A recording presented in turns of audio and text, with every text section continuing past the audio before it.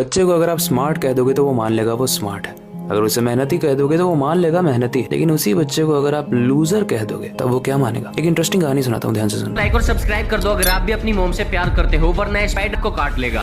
एक लड़का था, इसे बचपन से ही सिंगर बनना था। उसने बहुत सारे ऑडिशंस में ट्राई किया लेकिन वो रिजेक्ट हो गया। उसे गाने लिखने का, शायरी लिखने का बहुत शौक था, लेकिन जब वो अपने दोस्तों को उसी शौक के साथ सुनाता था तो दोस्त उसका मजाक उड़ाते थे। उसके बाद स्कूल में जो फेयरवेल पार्टी होती है ना, उसमें उसको गाने का मौका तो मिलता है लेकिन उसको पीछे खड़ा किया जाता है। वो लड़का बोलता है कि स्टेज पे मुझे आगे खड़े रहने दो, लेकिन सारे लोग बोलते हैं कि तेरे में वो बात नहीं भाई, तेरी आवाज बड़ी ही फुद्दू वाली है, तो पीछे खड़े हो, सपोर्ट कर। अब इतने में इस लड़के को आ जाता है गुस्सा। वो खुद का यूट्यूब चैनल बना लेता है, द अनप्लग्ड आर्टिस्ट के नाम से। बहुत सारे गाने डालना शुरू करता है पूरे जुनून के साथ। लगभग 50 गाने डाल देता है। गंदे कमेंट्स आ रहे थे, व्यूज भी एकदम 100, 200, 1000 खत्म। अब इतने गंदे कमेंट्स और इतने गंदे व्यूज के बाद उसका मोटिवेशन डाउन, उसने वो चैनल बंद कर दिया। लेकिन इससे भी बुरा होने वाला था, उसका ब्रेकअप हो गया। ब्रेकअप के बाद वो अपनी लाइफ के सबसे डाउनफॉल वाली स्टेज में चला गया, जिसकी वजह से जो जॉब था उसका, उसमें भी वो सही काम नहीं कर पाया। उसके पास 2 रास्ते थे, या तो वो डिप्रेशन, गंदे कमेंट्स और इतने गंदे व्यूज के बाद उसका मोटिवेशन डाउन, उसने वो चैनल बंद कर दिया। लेकिन इससे भी बुरा होने वाला था, उसका ब्रेकअप हो गया। ब्रेकअप के बाद वो अपनी लाइफ के सबसे डाउनफॉल वाली स्टेज में चला गया, जिसकी वजह से जो जॉब था उसका, उसमें भी वो सही काम नहीं कर पाया। उसके पास 2 रास्ते थे, या तो वो डिप्रेशन में चले जाए, या फिर नशे में चले जाए, या फिर वो जिंदगी का सबसे बड़ा कमबैक करे। उसने दूसरा वाला रास्ता चुना,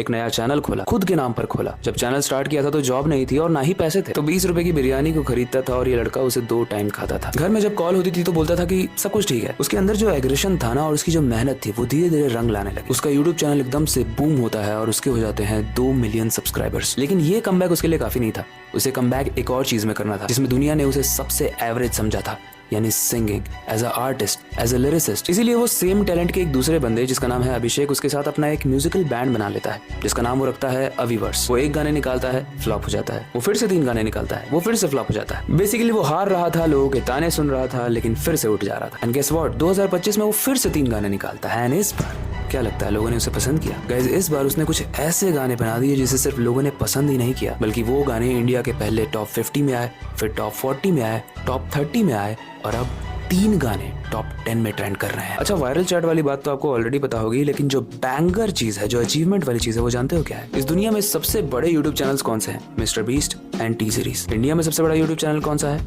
टी सीरीज। ऐसा कौन सा चैनल है जहाँ पर हम अपनी फेवरेट मूवीज के सॉन्ग्स को सुनते हैं? T series. तो इसी टी सीरीज को इस लड़के के बैंड का पहली दफा सॉन्ग इतना पसंद आया कि वो इसके म्यूजिक वीडियो को अपने चैनल पे यानी टी सीरीज पर रिलीज कर रहे हैं। लेडीज एंड जेंटलमैन, वो लड़का कोई और नहीं, वो मैं ही हूँ। एंड बहुत ही प्राउड के साथ और बहुत ही तमाचे भरे स्टेटमेंट के साथ मैं कहना चाहता हूँ कि जिन लोगों ने मुझ पर विश्वास नहीं किया, मुझे एवरेज समझा, थैंक यू सो मच। उसकी वजह से मेरे अंदर एक चिंगारी लग गई थी। इस वीडियो को बनाने का मेरा मोटो सिंपल था। हर वो इंसान जिसको ये दुनिया एवरेज कहती है ना, उसके अंदर एक स्पार्क होता है। दुनिया को इग्नोर करते हुए